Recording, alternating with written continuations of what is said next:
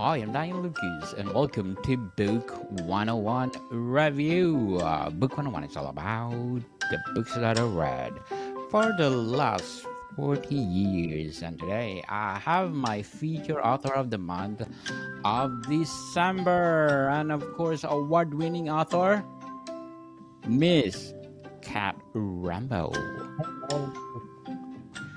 Again, Miss Cat, welcome back. And as usual, can you please introduce more about yourself? Sure. I am Cat Rambo. I am a writer of mostly fantasy and science fiction. I sometimes dip into horror or literary.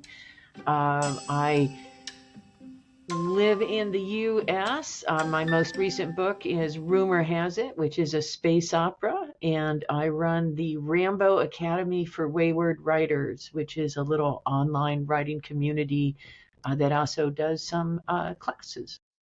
Yes, Miss Cat Rambo, again, thank you so much for sharing your knowledge to the world. And today, what we gonna talk about? We're going to talk about my book about writing. I feel Yes. like every writer ends up doing at least one book that's about the practice of writing. And mine is my answer to the question that people kept coming to me with, which was how do we tell the good ideas from the bad ideas? By which they meant how did they tell the ideas that they could turn into stories versus the ones that just sort of would fizzle out. Yes. And my answer is that there really aren't good stories and bad stories in terms of ideas. It's just that different ideas come in different forms. And sometimes it's easy to kind of figure out what's going to happen in the story. But sometimes if you've got something like just a title, it's harder to know what the story will be about. Definitely. So, Miss Cat, how do you identify if an idea is worth pursuing as a draft?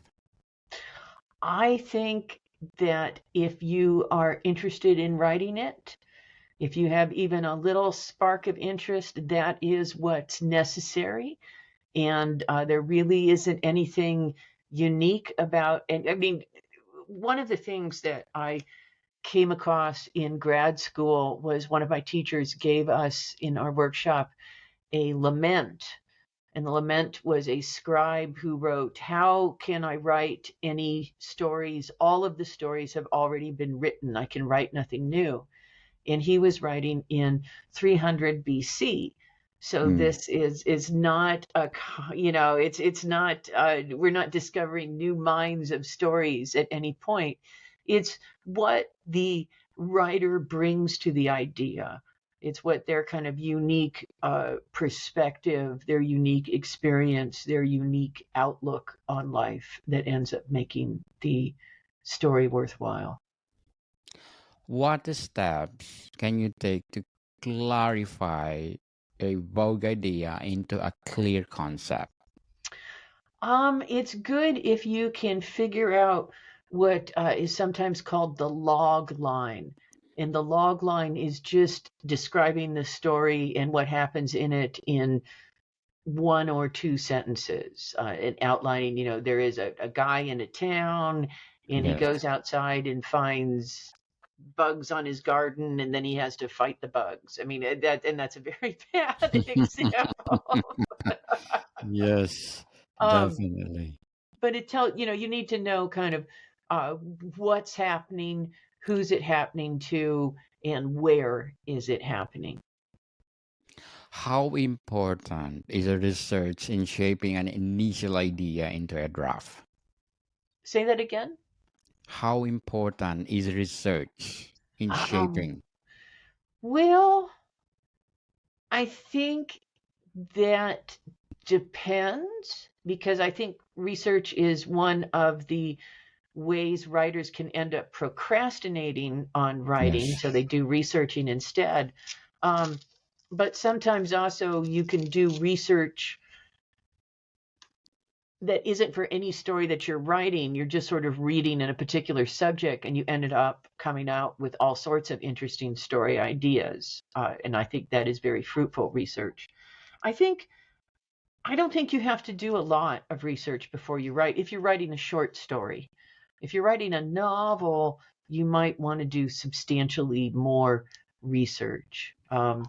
I'm working on a novel I'm going to be working on a novel next year that's set in 1976. And I think I am setting myself a couple of months actually to spend reading local history books and trying to kind of figure out what happened when. So, what strategies can help overcome writer's block during the brainstorming phase? Oh, well, I think one of the things that really helps you overcome writer's block is remembering that you are writing when you're brainstorming, you're just writing for yourself. And, you Yes. don't have to worry about it being publishable. You're just generating ideas. You can make it pretty later. So don't worry about making it wonderful or making it publishable. Just get down the ideas while you can during the brainstorming. So, how do you encourage, or how do you create a strong outline to guide your writing process? Oh, well, so like, I guess it depends on what your definition of a strong outline is. Because I have some friends, like my friend Django Wexler, who I was mentioning before the show. Like Django writes very long, detailed, 25,000 word outlines for his novels, whereas I write maybe a page that talks about what's going to happen in the first third of the book, and then I write that first third, and then I outline the next third, and then I write that, and then I outline again. Because one of the things about outlines is so often when you're writing, the outline ends up changing, or you end up moving away from where you thought it was going to go. And that is absolutely a valid thing to happen. And if that happens, I think you should go in that direction and kind of change the outline as you need to. I think you really want a kind of weak, flimsy outline that you can easily move away from. Definitely. So, what are the key elements of an effective writing schedule? Oh, I think one element is kind of make it a ritual, make it something that's regular. Like I get up in the morning, I go get my coffee, and then I come back and I write. Yes, And kind of trying to have, and I have, kind of the coffee tells me that now I'm back at the desk with it. It's time to start writing. But the other thing that I think is really key is try to avoid the internet. Uh, don't check your email before you write. Don't check social media before you write. Get your writing out of the way and use the social media to reward yourself for having done some writing. Um, when I first started doing this, I always had this fear that if I waited until noon to open my email, like, what if I missed something incredibly important? This has never happened yet. If it's something that's an emergency with my family, they're going to text me or call me. So I don't need to worry about the email that much. So that's that. two things about it to do an effective schedule.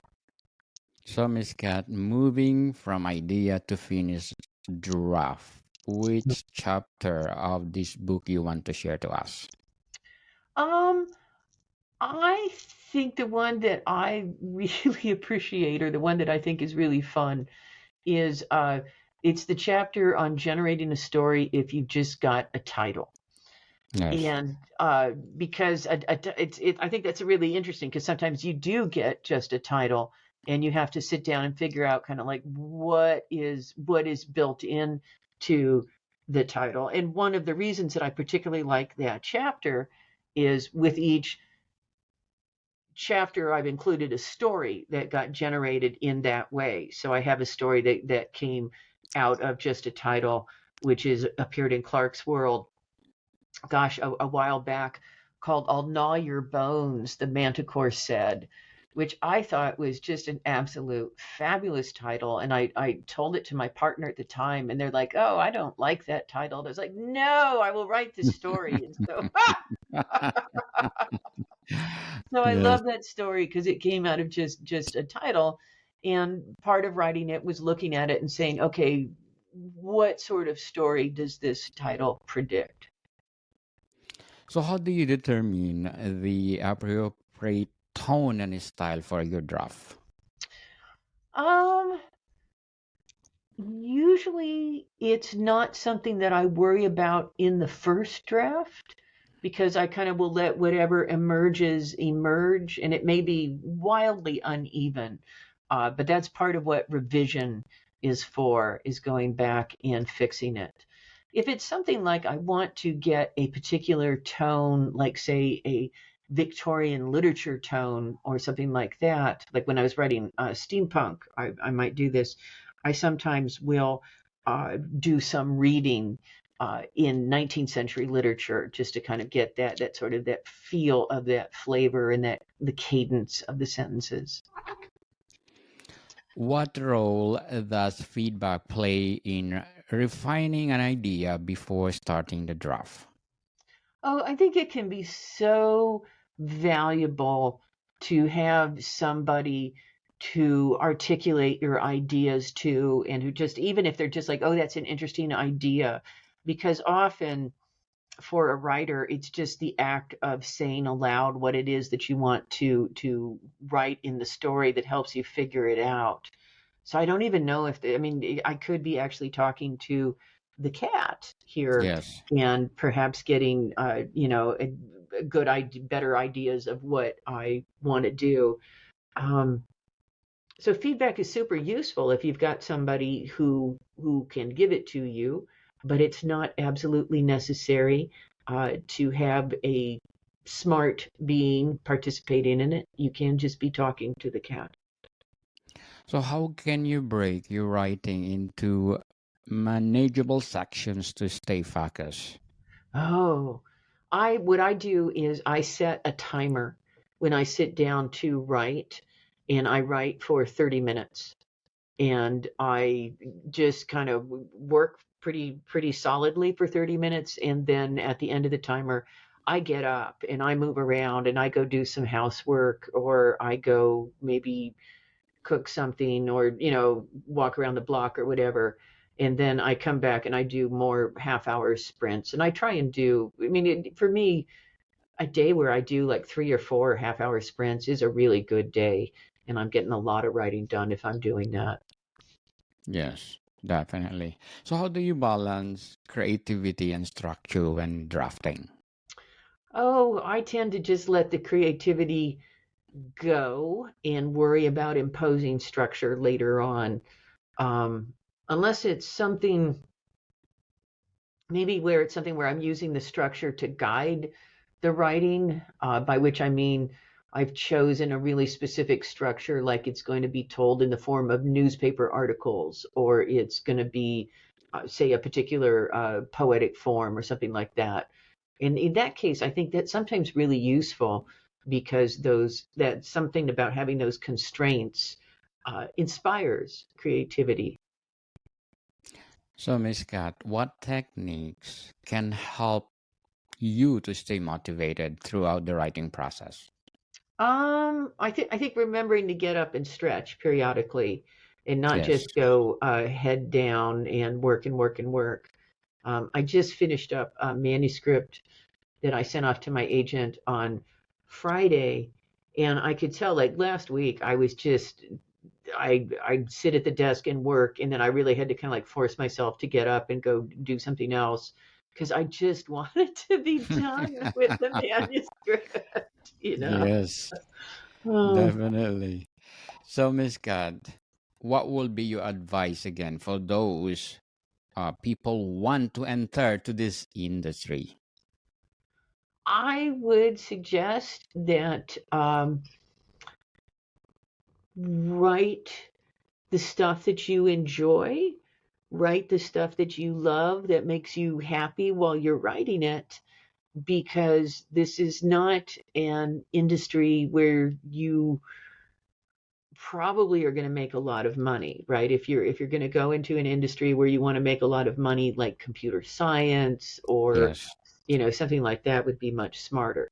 But so if you're going to write, do something that you really enjoy, do something that you love, and remember that you get to do with it whatever you like. You don't have to write to please anybody else. You just have to write to please yourself. Yes. And stop procrastinating, people. Yes. Oh God, yes. If you have the passion to write, write, write, write, Yeah, and share to yeah, the world, just yeah. like Miss Cat Rambo. Now, award-winning piece, award-winning author. So, how important is setting deadlines for completing different stages of draft? I think setting deadlines is very important. Um, I always try and set, like with the most recent book, I told my friends that were going to be my beta readers. I told them a definite day that I was going to give them the book. And so that made me finish it up in a way that I might not have if I didn't, if I was sort of like, oh, I'll get it to you whenever. Um, and getting the book off to my agent, I really had told myself I really wanted to get it to him by December 15th, and I actually got it to him a couple of days early. And that's it's important to set deadlines that occasionally you can exceed because then you feel very proud of yourself. Miss Cat Rambo, again, thank you so much for another book to be published. We're looking forward for more books to come. So, what are the most common pitfalls to avoid when moving from idea to draft? Um, I think the most common pitfalls, one might be feeling like you have to write consecutively. You have to kind of start at the beginning and write and hit the end. And you can, if you want to, skip ahead to a part that makes you feel excited to write it. It is okay to write sort of piecemeal and write the ending before you write the beginning. So that is the pitfall of the consecutive draft would be one that I would avoid. Um, and trying to write something that's publishable. Kind of sitting down to yourself and say, okay, I have to make it really, really good. And I think that telling yourself that whatever words come out have to be good is a good way to make sure that you don't write any words at all. So when I'm writing a story, I don't worry about it being publishable. In fact, I know it's going to be a crappy, terrible, awful first draft, but I also know that I'm good enough at revising and rewriting that I can turn it into something good. So I just write it. And of course, some stories are better than others, but I know that I can always turn out something that will be at least Yes, decent. Yeah. definitely. So, what strategies can help to ensure your draft aligns with your original vision? Oh, I think one thing that's really useful is before you sit down to write the story is maybe sit down and write a little do a little meta writing, a little kind of writing about the writing and say, I think this is a story about X and Y, or the moments that I really think will be cool in this story are this, this, and this, and get down all the things that excite you, all the sort of that initial rush of ideas because they can fade. So it's important to get them as much of them down onto the page as you can. So, again, Miss Cat, what are your short term and long term goals in writing? My short-term goal is I just like to make sure that I've written something during the day because then I feel like I've done something productive. And my long-term goals are I want to keep doing a book or two every year, and keep writing stories, and that's pretty much it. Yes, good luck to your goals, Miss Cat, and looking forward for more empowering books. How do you deal with self-doubt during the drafting process? Oh, self-doubt is a terrible thing. Um, Yes. I think it's useful to save uh, one of the things I do is I save emails that people have sent me where they said they liked something or that they particularly enjoyed something. And so I have that little folder to kind of bolster my ego when Mm. it's necessary. But I think it's important to remember that as writers, we are very good about constructing our own narratives about feeling guilty and feeling ashamed and feeling bad because we don't write as much as anybody else, or we don't, we haven't done X or Y or whatever. And uh, don't don't write those stories. When you talk to yourself, be kind to yourself. Talk to yourself the way you would treat a cherished friend or a child, and don't kind of beat yourself up because you didn't get something done. For one thing, we are living in a really kind of weird and crazy world, and just making it through the day is a victory. So every word is an additional victory. So don't punish yourself. One of the things that I do is I never punish myself for not hitting deadlines, but I do reward myself for hitting them. I try to reward myself with something that I wouldn't cheat and get otherwise as well. Um, you know, so yeah, and you don't want to punish yourself, or because you don't want to associate writing with punishment. I think that's a good way to kind of stymie yourself as well. Definitely. So, how can free writing or journaling help refine an initial idea? Oh, it's a great way to do it. And I think one of the best times to do it is when you get up in the morning and you're still a little sleepy. You've still got all those kind of dreamy chemicals floating around in your brain. And I think that is a great time to just pre-write, and don't worry about making sense. Don't worry about kind of editing as you go, but just get the thoughts down and write something that might not go in the story. Write as scenes that don't have to go in anywhere. Um, I think it's just really useful because you have what Kate Wilhelm called your silent partner, your unconscious mind, who brings you all sorts of interesting ideas and things. And the only way you really have of communicating with your silent partner is to write down the gifts that they bring you in order to say, yes, I value these, I appreciate these, please bring me more. So I think that free writing and free journaling is a great way to get a little time with your silent partner and appreciate them. Yes. So, Miss Cat, to sum up our discussion tonight, what is the best way to transition from a rough draft to a polished version? Ah, well, it's good to put it away for let the story kind of like sit for a week, or if it's a novel, maybe a month, and then come back to it. And then I try to read through it once and sort of make a list of my big work items. Like if I need to move scenes around, or I need to add scenes, or need to perhaps make the ending make sense, that sort of thing. And then I do kind of the big ticket items, kind of like, stuff at the scene level. And then I Yes. move on to think about kind of stuff at the paragraph level. And then I move on to sentences. And then one of the last things I do is I read it out loud at least once. And that is how you get a truly well polished draft, because reading out loud, it helps you catch so many typos and repeated words that you don't get when you're reading silently. And it helps you figure out if your sentences sound nice when read out loud, because sometimes your reader is hearing them in their head, so you want that to be a pleasant experience. Definitely. Miss Cat Rambo, again, thank you so much for sharing your knowledge to the world. And as I said, we are looking forward for more empowering books to come. Thank So, you. Miss Cat, can you please invite our listeners? to support all your books? I totally invite them to support all of my books. The most recent is Rumor Has It.